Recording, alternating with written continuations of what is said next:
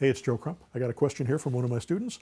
Joe, how do I protect the seller when doing a lease option on a property investment deal?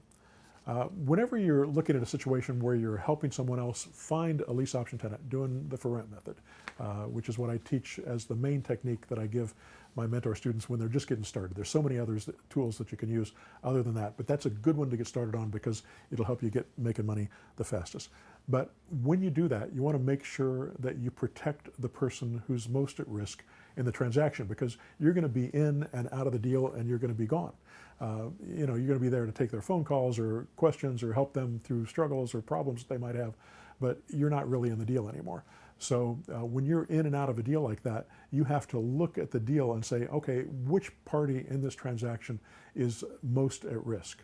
If it's your property and you're keeping it, then you're the one at risk and you want to make sure you protect yourself. But if you're just flipping the property, then you got to look at who else is at risk. The buyer's at risk and the seller is at risk, both of them. So you want to make sure that they're taken care of. Most of the time, the seller is the one at the most risk because they've got a mortgage on that property, they've got equity on the property, they've got to get the property back if this buyer doesn't exercise the option or if they default, and you want to make it as easy as possible for them to get that property back. And a lease option is one of the easiest ways to get back if that buyer defaults. Now the buyer you want to protect if you think the seller is unstable. So let's say you've got a seller who's just about ready to go under, they can't make their mortgage payments. You don't want them to be in a position where the buyer makes all their payments on time, but then the seller doesn't pay their payments on their mortgage. And then that property goes into foreclosure and the buyer loses their position because they're in second position in that, and they lose all the money they've got in the property.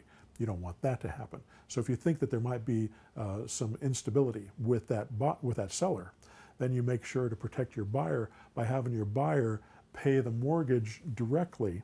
So let's say $800 goes to the mortgage and the rent is $1,000 a month. They could pay $800 to the mortgage company and then they could pay $200 directly to the seller.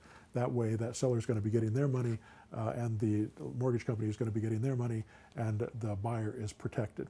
Most of the time though, we'll just have the buyer pay directly to the seller because the sellers want to protect their credit. They usually are trying to solve the problem and it's not as big an issue that way.